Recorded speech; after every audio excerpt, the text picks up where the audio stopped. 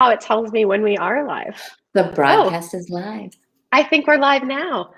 So this is very exciting. So this is the first live stream of the Small Business Big Deal podcast. I normally do these where they are hidden and we don't have any of the video ever used. And today, my best business coach in the entire world has decided to come on with me and make this a live podcast. So welcome, Laura Wright, to the Small Business Big Deal podcast. I'm so excited to have you. Tracy, I'm uber excited. This is like the thing I've been looking forward to. It might be the only thing I'm going to do today because this is how important it is. And thank you for having me. Oh, I'm so excited that you're here. So for those who are watching this maybe on YouTube or on LinkedIn, I don't talk a whole lot about my podcast, but the Small Business Big Deal is really here to help the next generation of entrepreneurs. I really want to help people create those foundations that I know are so important for their success. And so by bringing on guests who have already been there and done that, this is my way of teaching and helping people learn what they should and should not be doing. And Laura has helped me in so many ways. I deeply believe in other people supporting your business and helping you guide you where you can't see quite through the weeds and the trees. So Laura is that person for me.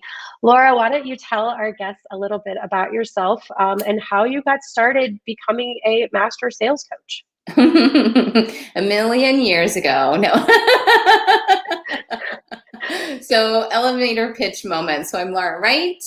I am the go-to sales coach and consultant for high six-figure and seven-figure badass businesswomen who are really out to make a change. I got started like literally probably about 1997. Yeah, so it's been a few years. And I was really thinking about our conversation here today to think about like, how did I get started? Because this is not my first business. This is actually like my third business. And I just recently started a fourth business, like literally this month we launched. So I'm excited to talk about the new stuff, but what you should know about this is I've got about 20 years, probably about like 25 now, of like high ticket sales. And what I have as a mission, and this is why it's so important to me that we're here today, Tracy, is my mission is that smart women must understand the basic skills of running businesses and especially doing sales. Because I believe that when smart, empowered women hold money, we have the ability to actually change the world. So my big mission is every single person who is listening here who desires more in their life and you want to understand how to run the business, fund the business, and get to your next level, listen up because we're going to help you do it. Oh, I love that. And not only like empowering women, but I think just talking again, that foundational piece, like you can't actually have a business if there's not money in it. I went on this huge rant on LinkedIn yesterday about family discounts and family discounts and people who start businesses and then all of a sudden their, cousin comes out of the woodwork and is like, oh, hey, can you do this thing for free or cheap? And I just don't believe in anything like that. I believe in paying for value. I believe in charging your value. And I know that you help so many women do this. So when you started out kind of just thinking, oh, go. I want to say it. I want to tell everyone the why. Guys, I get the worst on this. We get so like chatty just in our conversations. Like this is going to be a shit show. So listen up, ladies. You want to know what it looks like to be living authentically in your power, making tons and tons of money, and men too. This is what it looks like when you can't wait to talk about something. But I want to explain the factual part behind what Tracy just said about why not to give discounts. So here's the truth of what actually happens. Have you ever told your best friend when they came to you and asked for advice, oh, do this, and then they float off and don't take your advice? Yes, we've all had that happen. So here's what happens. If a person doesn't participate fully committed in the transformation, which I mean spending the money, you are literally robbing them of getting the transformation. So if you can flip that around, what you actually can start to understand is what you are doing damages them versus helps them by not letting them get the full benefit of what you're doing. Yeah, absolutely. I mean, it's the same thing. We know that our clients who pay more for our services participate more. If they are getting something on the free or cheap, or they don't see the value in if $500 is nothing to one person, but $10,000 is something, they're not going to show up for $500. They're going to show up for 10,000. And Bingo. that is certainly the difference in our clients. So I love that you kind of broke that down. I think it's super, super important. Like I said, it's kind of, I feel like it's the thing, like the trend this week of all the posts that I'm seeing everywhere. And so it just makes me cringe to know that people are out there giving those discounts. So I love that. So let's talk about initially how you got into this. Did you always want to be a business owner? Where did this come from for you? Yeah, so I'm not a good employee. I'm really bad at it. I am a system breaking, quick start. If you tell me to do something, I'm going to try to do the other thing. And I remember growing up, kids, like when I was really young, used to call me Little Tony Robbins, because every time I would talk to, and now I'm like, I don't know how I feel about that, but anytime I would talk to someone, I'd be like, oh, here's how you can do something with that. And so I know I had it in me. And I was very fortunate to, I know I have natural like salesperson in me. Like I have authentic goodness in my good sales, but I understand how to get people on board. And so I did a lot of community organizations. I actually was doing live events and trade shows in a corporate setting before I left. But I was given the gift of 9/11 to really help me create my first business, because I was miserable. I mean, ladies, gents, if you've ever been in the corporate box that you should not be in, like I was unhappy, overweight. A partnership that I was in was just exploding, which I'm grateful for right now because I'm living my best life.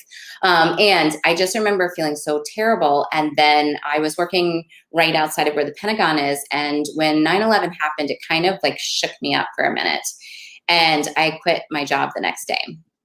And so I quit. I took a commission that I had and I paid off my car. I hate saying it, but I think everyone should hear this. I moved back in with my parents. I was like 22, 23, didn't know what the hell I was doing, and I needed a clean slate. And I had my mom's voice in my ear, and she kept talking about wanting to buy and invest in real estate.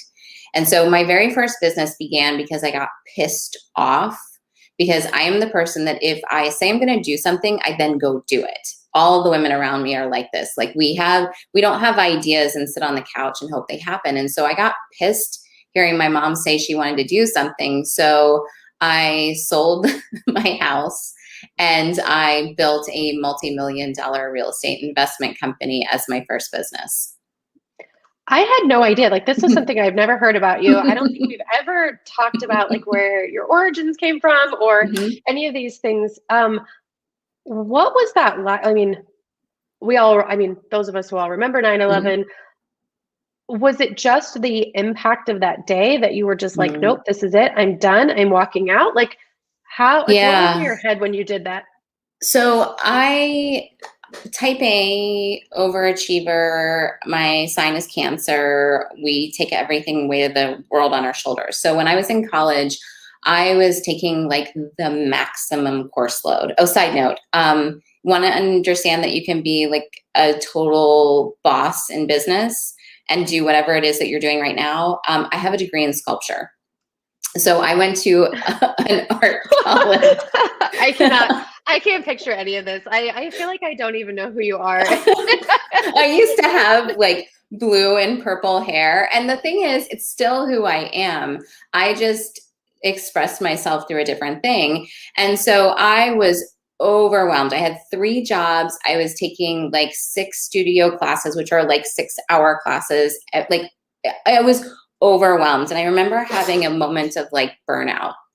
And my college professor at the time basically sat me down and said, look, Laura, I want to give you a gift. I'm going to allow you to withdraw from school before we remove you. And so at that point, I realized I had stacked my deck too full and I needed to reclaim who I was. So I did what everyone does. I went out and got a job. And so I started doing sales for a really cool company that does helps artists make money. And it was fun because what they really do was they helped artists exhibit at shows. And it's like any craft show you've ever been to.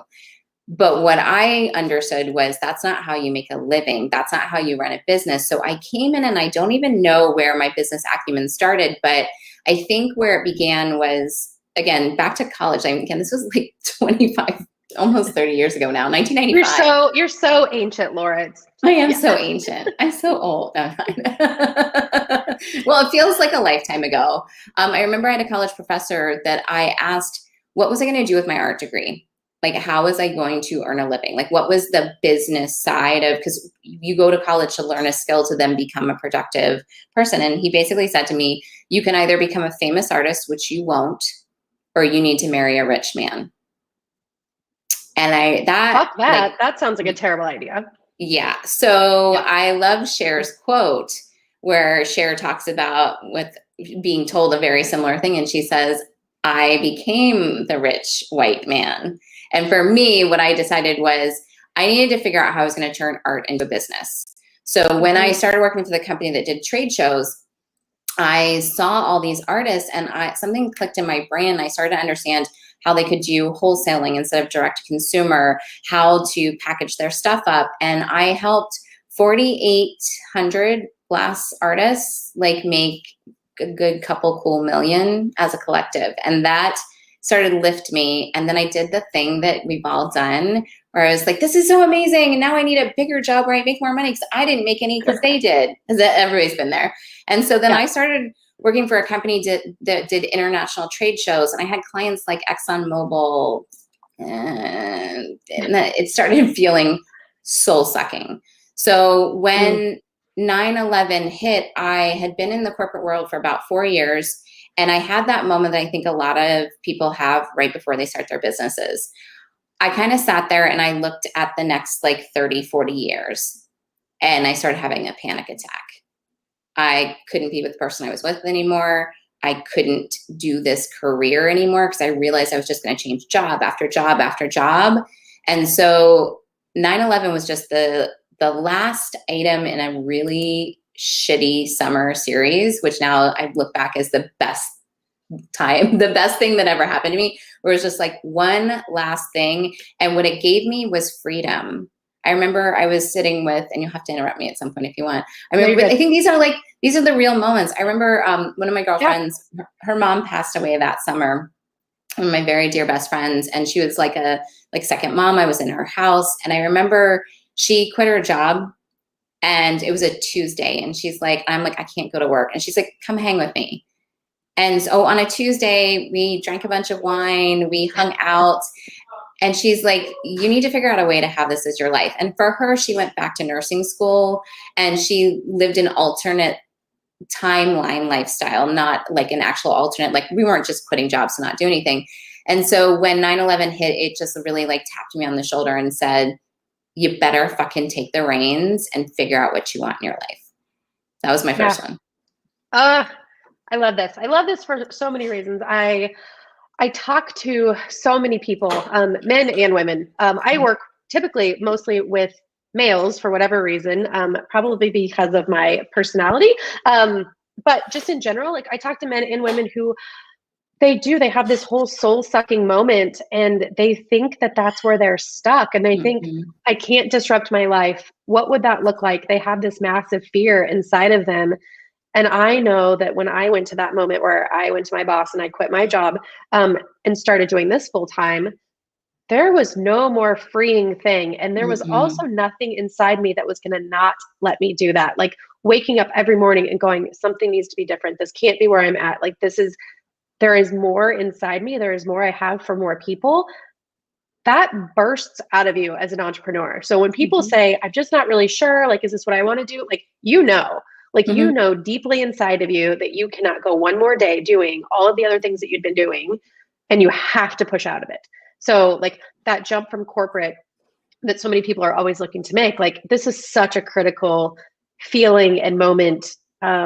And it can be defined in whatever way, but you're right. People are also not going out. I mean, there might be some that are going out and just quitting their job and going and drinking wine all day. And yeah, we can also find a way we can certainly find a way to put it into our lives. I do that on Tuesdays and Fridays. So it's it's what works for me. But I love that just always a consistent message that I hear from people who have left that that corporate environment to go on and do bigger things. So I think that's super exciting. So your whole world changed, your whole life changed. And then how did you get into the actual, like, I call you my business coach. Sales coaching is really where we sort of met. And I think it's always really funny because I didn't have a sales problem when I came to you. I was just like, They never I do. was like, selling is not my problem. How did you go from sculpture and art and all of these other things to now we're going to teach women how to sell? Yeah, so it was actually a really interesting segue because my real estate business, we actually ended up doing so well that I started teaching other people how to run real estate investment companies. And so I started hosting a women's group that we taught women how to do it. I hosted a group for real estate investors. I started doing my own live events. I kind of started mushing together all the things that I understood how to do because I didn't start our real estate investment business on a whim. You know, like when they buy the thing online, you're like, buy your first house. I sat down and I built a business plan because that's what I had learned inside of corporate work. When I was trying to figure out as an artist how to make money, I started educating myself on business. I hired a bookkeeper. I went to a bank to get funding. I did it legit. So then I started teaching other people and then everything fell apart. So what everybody kind of remembers, like, this is the dot line. And I want to say this because I think people think that you just segue in and you start going and everything's great. There were bumpy roads to our business. And then 2008 hit. And if you're watching this and you were in the States, you know what it looked like when Lehman Brothers disappeared and the banks crumbled and the real estate market went like completely to shit. And I didn't think it was going to happen to us because I played by the rules. I bought houses under market value. I ran a team. Like, we did all the right things, and still the way the bank structured things, everything fell apart. And I say that because I think people think the safety you have inside of corporate, you lose it when you leave. But here's what was magic about losing everything. I think we started to talk about this the other day.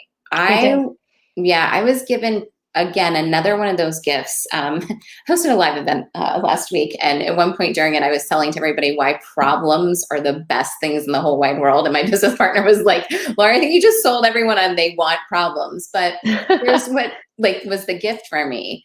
When I lost everything, like our entire partnership fell apart. I was about $550,000 worth of business debt, $73,000 worth of personal debt. My then boyfriend, now husband, didn't know how bad it was because I hadn't told him. He now has told me many years later that he actually did know how bad it was. And he was waiting for me to come to him and be like, this all fell apart. But surprise. The gift, surprise, we might lose everything. Actually, it's funny. We lost everything except for the house that we were living in because it was in his name and he wasn't part of the business. But the gift in this, I'm unfuckwithable. I went all the way to the fear, that thing that, so like if you're out there sitting there thinking, I have a nugget of a business and I want to try, but what if I fail? Here's the good news. You don't have to even bother with it. You don't have to bother failing because I'm going to tell you the gift of failure for me were so many beautiful lessons. Number one, I was actually not running a business that was aligned and meant for me. I told you at the beginning, I started the business because I was angry that my mom wasn't doing what she wanted to do. It was her business idea, not mine. So I'm not surprised it went away. I played by other people's rules and I started to try to fit into something else. I acted like a man. Like, I don't mean like I acted like a man, but like I was working with construction crews and I was not my authentic self. So of course it disappeared. I wasn't being 100% clear and honest with my now husband because I was trying to like hold it all on my shoulders. Like it was all by myself. I can do it all by myself. I didn't need to do that. So losing everything gave me the gift of being able to look around and decide what I wanted to do next. And that had a lot of freedom in it. And that's something that we talk a lot about. I ask almost every guest, why do you think that people think that businesses end in failure? And a lot of times it's truly because that they do. But I also don't believe in failure just really in my life in general, like, again, there's always a lesson, like there's always something that comes from it. And if you don't get that, then it really is a failure, and you're doing a disservice to yourself by not finding like what part of the mess you created and what you were doing to cause the failure or to contribute to it. And we always, I had a very wise woman tell me actually very recently, Tracy, look and tell me what your part of that mess is, because you're always going to be a part of your own mess in some way, somehow. And that's a really hard thing to look at. And it's a really hard place to want to get to, but it's also really important, specifically in business. Like, what did we do to, to contribute to that problem? Yeah. And I can tell you, I know the exact moment that, and the role that I played that made the business go under. And I talk about this a lot because this is how I run all of my current businesses now very successfully. My gut and my heart said one thing, and I overrode it, and I did what my brain said to do instead of what I knew. Like, how you have those moments, and I think a lot of us have it in life and in business, where like, something and it, and then you're like, that doesn't make sense. So I'm going to do what my head says I should do this instead. And so I took that one moment of not listening to my intuition, listening to my gut, and I took my entire company on a U-turn. That again, now today was the best thing ever. But the lesson that I took from it is I listen to the voice within, whether you call it your intuition, your gut, any of that. I listen to that above all else, even when it doesn't make sense, and especially when it doesn't make sense. I think that might be one of the biggest things that you have helped me with. I know maybe like one of the first times that we met and had a conversation, I think it was right before I was getting ready to hire on my CFO. And I knew that I had all of this work and I was totally backed up, but I didn't feel like I could either make the investment into that person. I actually don't even remember what the blockage was at that time. I remember the conversation, like so long ago, and I could feel that I knew that that's what I needed to do, but my brain and my math inside of my head was like, I can't do this. This doesn't make sense. I'm going to lose money. Like all of these like logistical things. And you were really the push that I needed, and the conversation that we had that got me through that. And you're like, Tracy, if you spend the money and you hire the person, the work is going to come in to fill it up. And I think I Voxered you like maybe 2 days later, and I was like, oh, by the way, I just figured out what I could pay his salary. So it really does. And listening to my instincts is something that I think I've always been good at. But when you get into business and you start to, have where other people depend on you for their paychecks, and you have other people who depend on you for their livelihood and their profitability, it does have kind of some of those questionable moments. You're like, I've always followed my instincts, but are they really right? Like my brain is really fighting me on this. And I know that staying in my lane and in my instincts are definitely the things that has made me the most successful. And I definitely have you to thank as part of that, because it is sometimes that other person in your business that you need a push for. And I know that for me, that is where you come into like such an important part of my world, is being able to just sort of validate. I mean, because I don't even think a lot of times that we come up with like big things that maybe I haven't come up with, but you're like, Tracy, you already know what you're doing. And it's just somebody else telling you like, just do it. And that's so helpful. That's what I do. And also, I feel like I want to say this too, because we think again in safety and freedom and pressure, like all those different words that we're all trying to create. And I think what people need to hear, like, I'm the sole provider. We retired my husband it'll be 7 years ago on October 14th.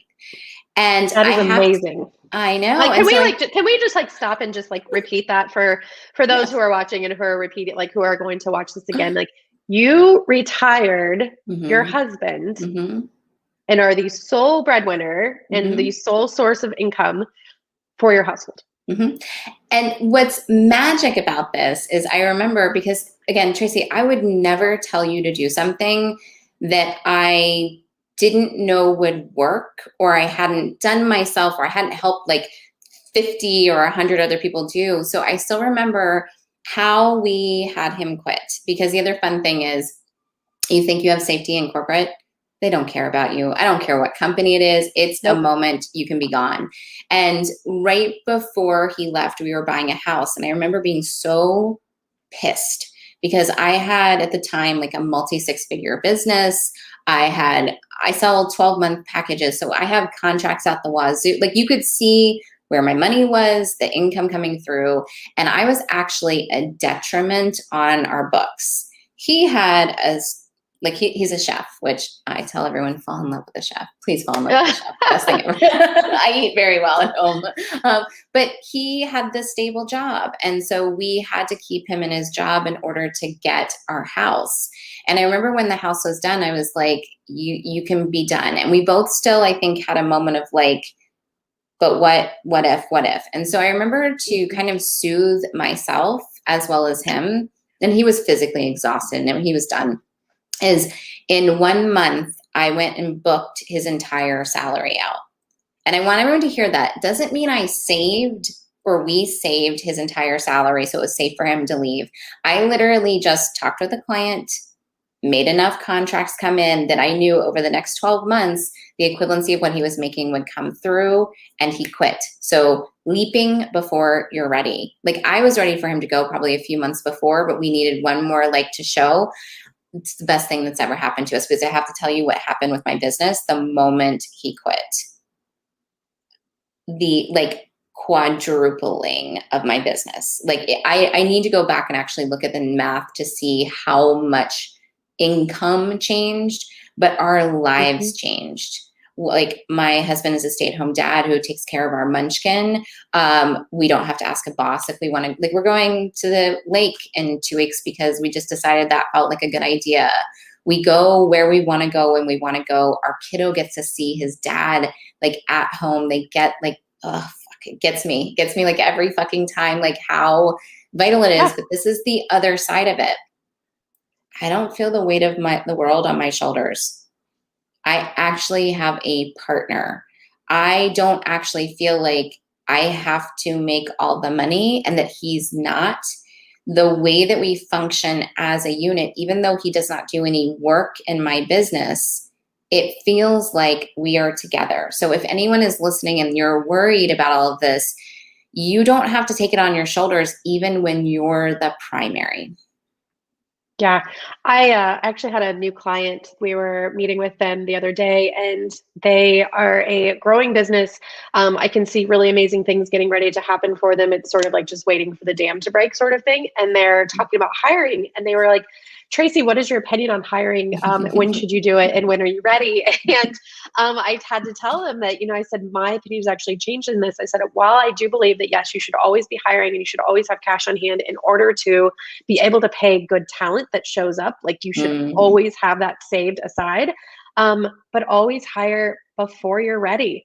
Because not only, and you taught me this, like not only can then I have them trained, they're ready to go, but the work will immediately backfill. Like I think that there is such power in, believing that the universe is going to create that backlash, that backfill of work or money or whatever it's needed, because we're willing to go put ourselves out there, and it just has to return. And there is nobody who has, solidified that in my brain more than you, because every time I come to you and I say, hey, Laura, I want to do this thing. And you're like, well, just go do it. Like, it'll just figure itself out. And it does. It does. And I think there's also a mindset around that. Like I tell people all the time, like, I truly believe that I can do anything I want to do, and I can. And the reason is because I make it happen, and the universe, rewards people who go out there and work for the things that they want. That's true. And that's like the trick of it all. So you're probably listening to this because you want to start or grow your business. And we are tricked into believing, and here's the truth. Some people are meant to work inside of companies. It is a fit. It's not a bad thing. But those of us who are meant to go do something different, we are taught this myth that you have to wait to reward yourself. Like I think about this a lot, like when it comes to money and what you spend and things that you do. So we just did an event last week. And it was just my business partner, myself, and our assistant. And we went and got this gorgeous, huge suite at the Four Seasons. And now here's the reality. Everybody just saw like the curtain behind our heads because it's Zoom. We could have gone to like, what? I don't even know. Like, what are other Holiday Inn or I don't know the other one. Camping. We could have gone there. No. I will never go camping or glamping. That is, I'm a city mouse. But I'll tell you what happened while we were there. The amount of money we spent on that suite immediately returned, I'll have to go check our books, at least 8-fold.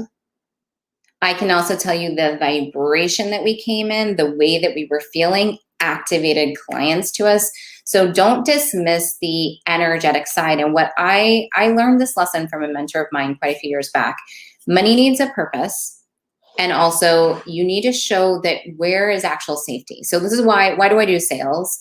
Why do I think it's the most important thing is because the frustration I had when the bank wanted to give my husband the money because he had the steady paycheck, I was like pulling my hair out. So I said, look, if you needed me to come up with an extra $20,000 to buy this house, give me a week.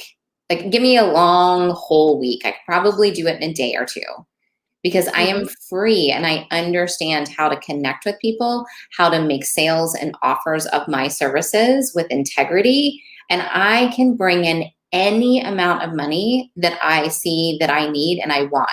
And then what I also learned from one of my mentors is the safety of sending it out. And I remember right before the pandemic hit, I just had one of those weird feelings where it was before everything happened. I was feeling kind of tight with my money and I couldn't figure out why.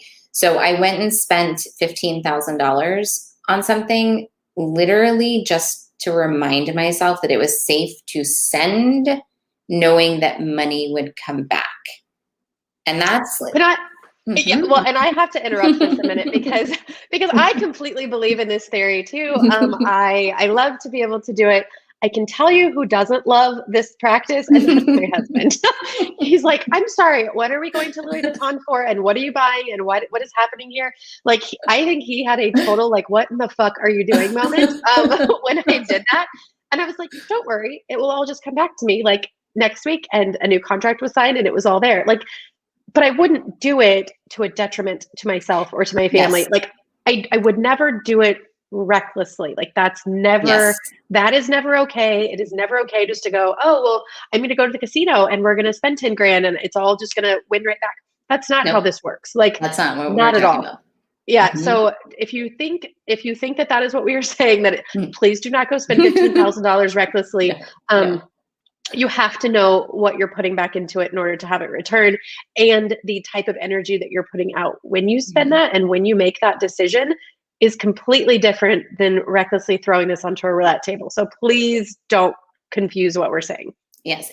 Disclaimer. And I also want to tell you one other thing about like getting your spouse on board or your partner on board with what seems a little crazy. Because my husband always says this. He's like, I'm a firm believer in Western science, but I see what you do and just whatever you want to do. It didn't start that way. The way that it started was I transfer money into our personal account from my business as a paycheck every single week and have for the last 7 years.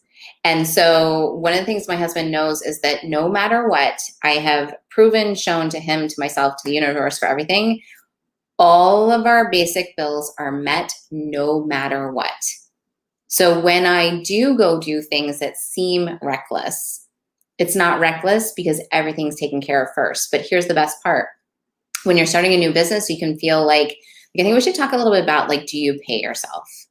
Yeah. Let's please talk about that, because so many people don't. And, this book back here that I like to talk a lot about is how we teach people to pay themselves. But yeah, definitely let's hit on this. This is the biggest thing for a new business owner. They're like, oh, in fact, I have a friend who's starting a business right now. And she's like, oh, well, I'll pay myself next year. And I'm like, no. Like, minute one, we start paying ourselves. Yep. I want to say like 16 things, but I'll speak it in a story. So my business partner and I are building a new business, and we are profitable from the day that we started, because the way that we set up, I'm a firm proponent of high ticket sales. And ladies, gents, high ticket, I always love to tell the example, and I don't have one on my desk, but you can have a tube of lipstick that's $100, and that's high ticket for lipstick. Thank you. See? Yeah. Have someone glorious around you who has the props. That's the most important thing. If we're going to be on video, we're going to do it right, you know? We're going to do it right. Red lipstick all day long. Put your Wonder Woman costume on. When you sell high ticket, you have space to be able to pay yourself. So it's not just, it's practical plus it's energetic. And here's the other thing. I remember one of my beloved clients who came to me. We've been working together for almost 3 years. She was exhausted, drained, could not figure out why she had spent all this money running her business. She was eking out the tiniest little bit of money, and we couldn't figure out why her stuff wasn't selling. And then I started asking her a few questions. I'm like, how much are you paying yourself? She's like, well, you know, I can't pay myself right now. I'm doing this. I'm like, oh, done. There it is. If you don't get to access the benefit of what you're doing, what happens is there is no need for you to sell anymore. And it was fun because once we set something up for her and we raised her rates, there was a cushion for her. She started giving to herself. A very fun thing happened. We got her into like probably about 250,000, and she hit a little road bump again. And fun fact, she just had a 230,000 month last month. So just feel into that for a minute. Those are possible. And she asked me a question. She's like, Laura, I have all these things I need to do, and there's like not more money flowing in. And I sat her down. I was like, how much are you paying yourself? She's like, well, because I need to do this and I need to do that. I'm like, whoa, whoa, whoa. And she even told me about one person on her team who was legit making more money than she was giving herself. And so again, it turns it into there's no more need for you to sell more because your body and your being feel, I have to do more work and I'm not making any more money. And so we just dialed up her CEO salary a little bit, and funny thing, all her stuff started selling again. So putting yourself last, I do not believe in the hustle mode of work for 3 years, eat ramen. No, like lifestyle is so important. Sending my kid to his school, being able to go on vacations, living a life while I'm building a business is critical. Well, and I think this is something that's also important when we talk about like entrepreneurial burnout. This is, again, another reason that businesses fail, because people don't pay themselves. They don't take the reward for actually running the business. Like, you are the reason that the business exists. Like, you might have an incredible team and all of these people around you, but if you're not actually getting something out of it, why do you want to get up every day? What makes you go find new clients? What makes you want to go do amazing work and give back? You're going to get so drained mentally and physically if you're not actually taking something out of your business. I look forward to my quarterly profit distributions. I look forward to paying myself every single month. We do monthly paychecks. So, but I always know that whatever I'm making the prior month, that's what I get to take home this month. Like, it is something that I actually change all the time. So I do have a set salary that I know I'm always taking it home, but I'm always looking and banking everything else so I can give myself bonuses, so I can go buy fun things, so I can go put more into the world so I get more back. I think it's so important. But yeah, this is the reason that people burn out, is because they think that they need to go be sacrificial for their business when it's really the other way around. Yeah. And proper product pricing. Whatever your product, your service is, the reason why my business partner and I have a profitable business from day one, this is something I teach to all of my clients, and the number is different for everybody, so lean into that part, is we set it up so that if I think two, maybe 3 people needed to purchase. I think it was 2. 2 people needed to purchase our new offer for us to have all of our seed money set. 2. And we immediately put 10 people in, and then our intent is 100 before the end of the summer. We're like, so like bing, bing, bing, bing, bing, they all come in. But what I want for you to think about is, if you, again, harkening back to the discounts for people, if you are undercharging and over delivering, you will burn yourself out. If you have proper pricing, which matches giving you what you need, it's the oxygen mask. Like, if you're on an airplane, they don't say, wait, go save everyone else first. First you, and then you have more to give to everybody else. Yeah, no, I think all of that's really important. And I think it does. It all goes back down to pricing. It goes down to a lot of things. We had a guy come and give us quotes for tree trimming, something that I never thought I was going to have to deal with. I was living in a house that didn't have any trees, and then now all of a sudden we have all these gorgeous trees, and I have learned that apparently they need care. So he came over, he gave us a quote, and it was almost $5,000 less than the company that he was working for before he started his own business gave us for the exact same work. So yes, he's going to do the work. One, I'm going to pay him more than what he gave us. And then two, I'm hoping to bring him on as a client so I can teach him that he needs to raise his prices. Like, I just can't understand, and he's like, well, I'm new. People don't know who I am. I'm like, you've been in this industry for almost 10 years. Like, you have every right to go charge and more than what the other company was charging when you were working for them. So it's just really disheartening to see people that start up businesses go, oh, I just can't charge that much. I haven't been doing it that long. And your expertise and the length of time and just doesn't matter. I mean, your expertise does matter. Like, don't get me wrong. We definitely need to make sure that we can actually do the thing that we say we're going to do. But just because you're a new business doesn't mean that you need to be cheap. Right. I also have to say this. I almost tell most of my clients to eliminate the word new with your new business, because here's the truth of the matter. Remember when I was telling my story, like from the time I was like 12 was the first age I seriously remember like organizing my youth group to go do something. Like, I've been doing this forever. Most new business owners, you have been for free, helping friends. You've been doing your task. Maybe you've even doing it inside your corporate job. You are not actually brand new. And then here's the other thing about pricing. People will pay what you charge. And I always tell this story because it's like one of my favorite ones, because a woman came to me and she's overseas. She's in a market where people don't have a lot of money. And she was selling this service for 150 euros a month. And what she was giving was like what she should have been charging like 10,000 for.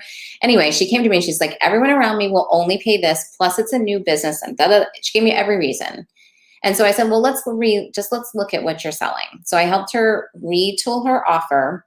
We actually made it $4,500 for 3 months. So 3 payments of $1,500, which is a lot more than 150 euros. And I said, I want you to go to your current market, people who are already around you, and try selling this. And she did not have a big list. Ladies, this is like new startup person. And she messaged me back freaking out in all the best ways, because the very first person she talked to purchased her $4,500 offer. So you don't know what other people's money story is. You don't know what they have available. But when you price properly, people will buy. And then here's the flip side. I have somebody who I think is magic and amazing, and I'm not going to be buying her services right now for one reason. I have been searching for something for about 2 years that everyone's giving me quotes of like 150, 120,000, 75 was like one of the lowest quotes for a service I want to purchase. And she quoted me for the same amount of work, 25,000. I know where you're going with this. And I had 2 thoughts. My first thought was, how can she accomplish what we need to do with that? Like, I actually don't think there's enough, because we would need to create some collateral. It's a lot of stuff. I don't think that she could do it for what I'm paying for her. And if she did, she's going to burn out, or am I going to get what I need? And she is so far off from them. They may be overpriced or out of market price, but it was so far off that it broke my trust and belief in her ability to deliver. So if you are thinking about undervaluing yourself, you are suddenly making yourself hard to purchase from.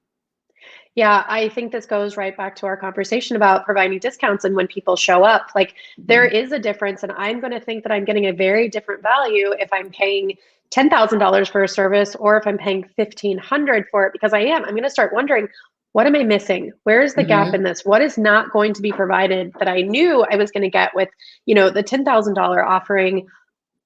I don't think enough people realize that, because we have this fucking Amazon, Walmart mentality in our world that is like, I need everything cheap and I need everything, quick and easy. But I 100% believe that you get what you pay for. And the experience that you're expecting really should go along with the price tag that you're paying. Like, you should understand what you're going to get out of it. we could go down that road and that We could rabbit hole talk for hours and days and years, which I'm looking forward to with you. I know. We really could, and we could never like get off our calls on time or anything else. But I do want to when I say one of the things that we were supposed to talk about, and God, we could like honestly, we could just do a whole week-long show. I do want to talk about your new thing. I do want to talk about what you and your business partner are doing. I just brought on a partner in January, and I know this could like really extend this conversation. You have built an empire. You've retired your husband. You did this with yourself and a team around you. Like, let's be honest, you didn't do this on your own. You definitely have a team in place. Yes. What made you make the decision to bring on a partner? This is something that has been coming up in all of my conversations with business owners. Like, I think I need a partner. There were some guys talking yesterday about that you should have a partner and give up equity. Where did you go with this? How did you get to the point where you decided to partner with Amber?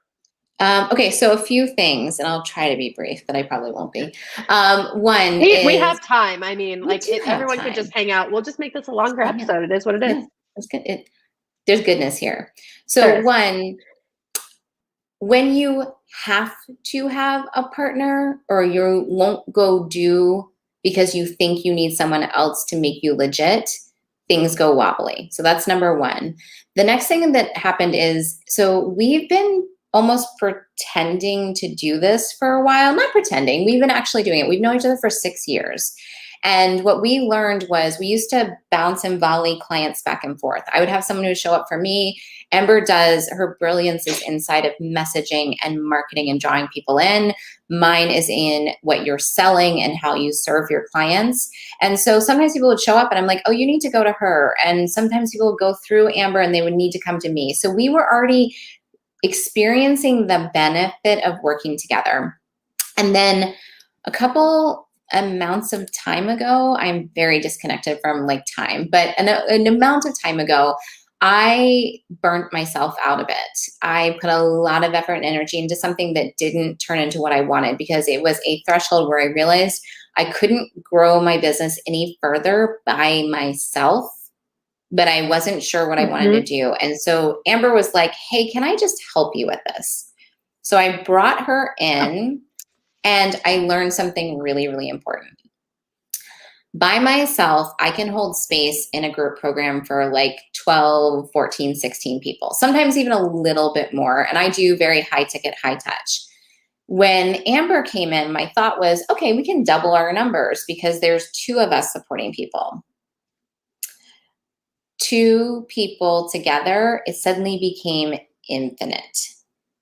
Like we have like 30 people inside of something we do, almost 30.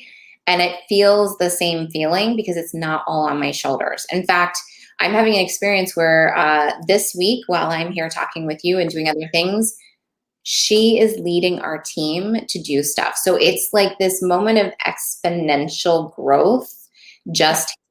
I think another really important thing that we did and we chose, and we consciously chose this, instead of having her come into my business or me go into her business, we created a new entity. And what is so great about this, because I've coached so many clients through this, I have a current client who is really struggling because she is in a partnership and it's not equal. And I'm not saying everybody should be in a 50-50 partnership. Sometimes it makes sense to have somebody do this role and that role. But the way that it came about is she doesn't feel like she's actually in a partnership. So what I want for you to consider when you are deciding how to partner, again, 50-50 isn't the right thing for somebody, but you stepping into feeling like you both own the role. The other thing is about your brilliances. So one of the things is I know my lane and she knows her lane. And then we have team that fills in the buckets. So I don't go do things that drain me that she can do better than I can do. And I also know this, every partnership I've ever been in, and I've done a few different partnerships and I've done collaborations, I'm the salesperson. I know it. So I always, for me, I know I'm going to bring all the sales in. If the other person brings in any bonus, and I know I'm not going to do some other stuff. So I think really owning your role and knowing it. There's no way to step on each other's toes. Like our trust level is so strong. And I think if you choose to be in partnership, it's like a marriage partnership. Like my husband jokes, he's like, you guys are going to run off together or something. But I mean, it's not that kind of partnership, but it is like a marriage. Like we started our conversation talking about not how we're going to end our company, but we started by saying, here's what I need.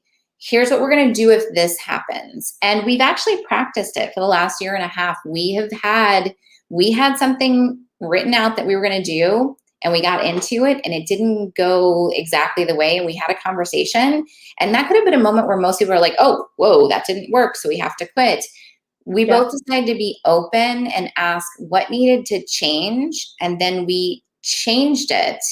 And the fun part was, it was actually her getting more money.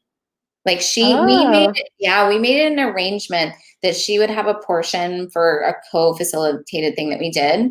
And we got into it, and I didn't give her less. She told me what she wanted, and I gave her what she asked for. And then we got in the mix of it, and she's like, this doesn't actually fit anymore. And I said, great. What do you want? What do you need? How do you want to change it? I wasn't giving her more, so there was less for me. When I opened the doorway to give her more, we brought more people in, and our clients got better service. More is more. I just love that. And I do. You're 1,000% correct. I can't hear you. Partnership is, Oh, you came back. You came back. For some reason, you just went away, but it was probably just me. Oh, I'm back. Sorry. But no, you're right. Like a partnership is like a marriage. When Justin and I partnered in Cantex, like that was a really, really big moment for me, because I was the same as you. Like me on my own and me with a team, like there's so much I can do.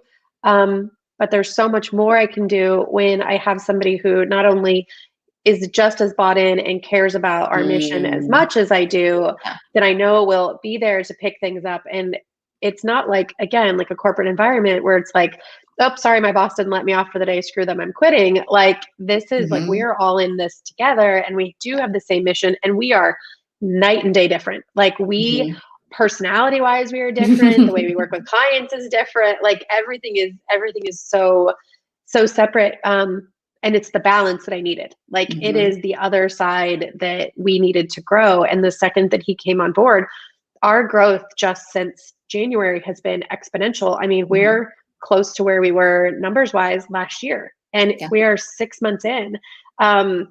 So yeah, we are bringing on new clients every day. I know that my role is definitely the sales side of things. And it will probably always be that way, because that's also what I love to do. Like it's just fun.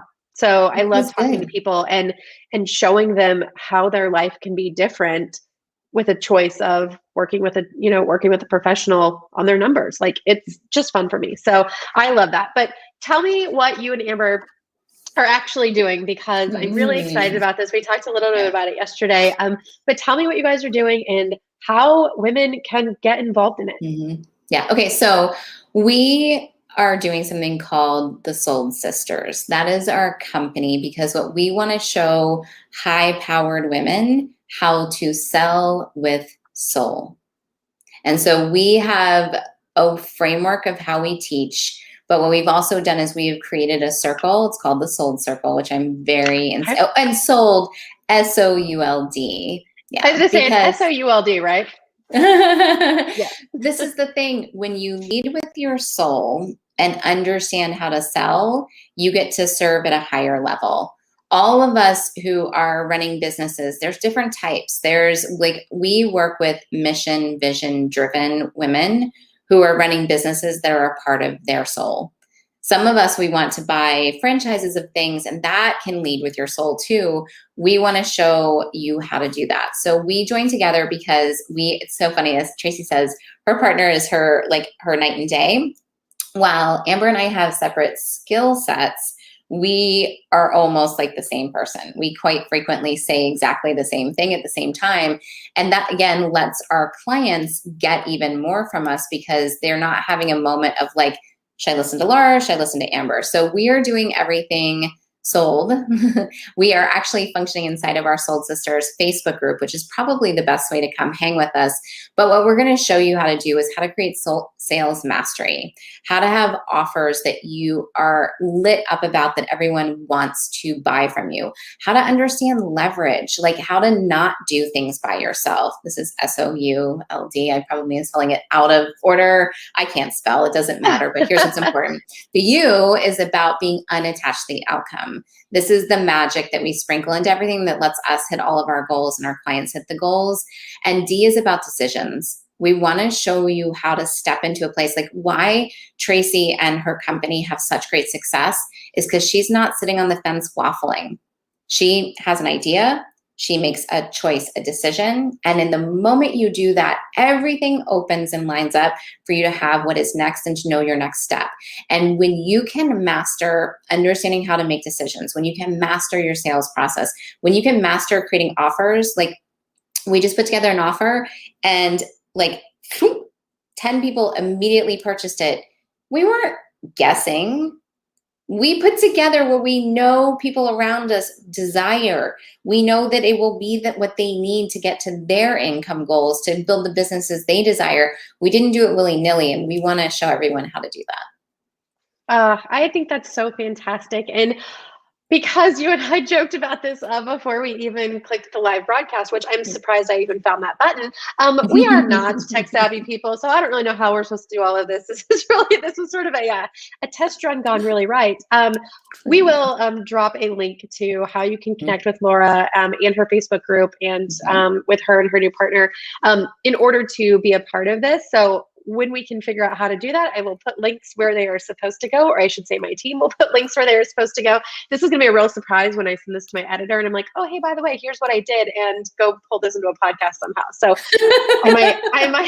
he might have words to say after that. But Laura, I could talk to you all day long. Like I think we know every time we get on a call, magic just happens. And I know that my business would not be where it is today if it wasn't for the work that we've been doing for the last year together. So I look to, continue that and see where we're getting to go with it. It's going to be very exciting.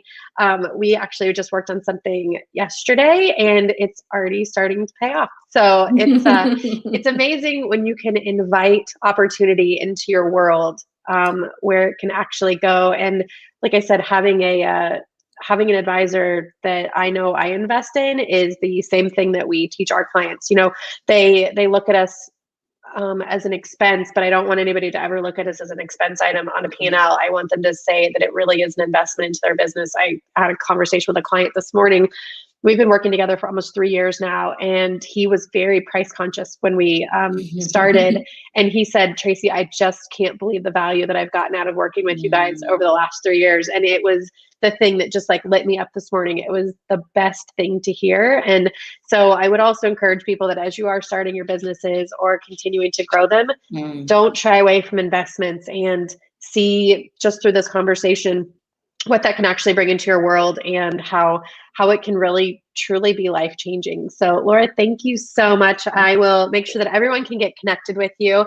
I can't wait to continue working with you, and really appreciate you being a part of my little live project this morning. And hopefully now someone can teach me how to do this again the right way. So. I think we did it perfectly. We did. I don't know if it's recording anywhere or what it's doing, but we got good stuff out into the world, and I love and adore you and appreciate you. So I hope you have a great rest of your day, and we will talk to you guys all soon next week on the podcast. Thank you. Thanks, Laura.